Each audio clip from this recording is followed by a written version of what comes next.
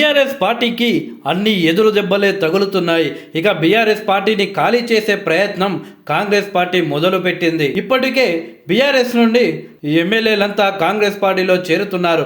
తెలంగాణలో బీఆర్ఎస్ పార్టీకి Congress operation Akash speedup చేయడంతో ఎమ్మెల్యేల వలసల పర్వం ఇప్పటి వరకు 6కు చేరింది. తాజాగా మహేశ్వరం ఎమ్మెల్యే సబితా ఇంద్రారెడ్డి సైతం పార్టీ మారేందుకు సిద్ధమయ్యారనే చర్చ సోషల్ మీడియాలో ప్రచారం జరుగుతుంది. ఇప్పటికే కాంగ్రెస్తో ప్రాథమిక చర్చలు పూర్తయ్యాయని, ఆషాఢ మాసం ప్రారంభంలోనే ఆమె కాంగ్రెస్ కండువా కప్పుకోబోతున్నట్లు ప్రచారం జరుగుతుంది. ఇటీవల నియోజకవర్గ పర్యటనలో ఆమె మంత్రి పదవిపై కీలక వ్యాఖ్యలు చేశారు. హోంశాఖ, విద్యాశాఖలను మీకోసమే ఖాళీగా ఉంచారేమో మేడం, మీరు వెళ్తే మీకే ఆ శాఖ ఇస్తారేమో అని ఓ రిపోర్టర్ నవ్వుతూ వ్యాఖ్యానించగా, మంత్రి పదవి కావాలి అంటే అదృష్టం ఉండాలి అని, నుదిటి రాత బాగలేకుంటే ఏమీ చేయలేమని సరదాగా బదులిచ్చారట.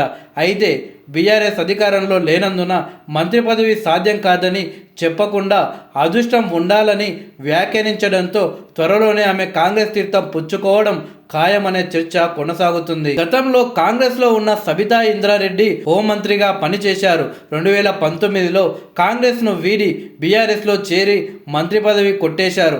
అయితే బీఆర్ఎస్ అధికారం కోల్పోవడంతో ఆమె పార్టీ మారేందుకు రెడీ అవుతున్నట్లు తెలుస్తుంది. ఆమె కుమారుడు కార్తిక్ రెడ్డి సైతం కాంగ్రెస్లో చేరబోతున్నారని, అతడికి నామినేటెడ్ పోస్టును సైతం కాంగ్రెస్ ఆఫర్ చేసిందనే ప్రచారం జరుగుతుంది. ఉమ్మడి రంగారెడ్డి రాజకీయాల్లో పట్నం పటోల ఫ్యామిలీలదే ఆధిపత్యం. ఏ పార్టీ పవర్లో ఉన్నా ఈ రెండు కుటుంబాల్లో ఎవరో ఒకరు అధికార పక్షంలో ఉండడం పక్కా. అయితే 2019 తర్వాత ఈ సీన్ మారింది. పట్నం మహేందర్ రెడ్డి, పటోల సబిత ఇద్దరు బీఆర్ఎస్లో చేరడంతో రెండు కుటుంబాలు అధికార పక్షంలో ఉన్నాయి.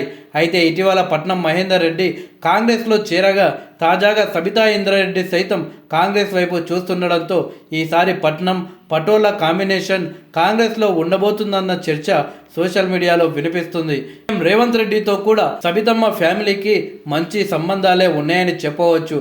సీఎం రేవంత్ రెడ్డి కాంగ్రెస్ పార్టీలో చేరుతున్న సమయంలో సబితా ఇంద్రారెడ్డి కొడుకైన కార్తిక్ రెడ్డి రేవంత్ రెడ్డి వెంటే ఉంటూ ఢిల్లీ సైతం వెళ్లడం జరిగింది. ఆ తర్వాత రేవంత్ రెడ్డికి కాంగ్రెస్ పార్టీలో సబితమ్మ ఫ్యామిలీ చాలా సపోర్ట్ చేస్తూ వచ్చింది.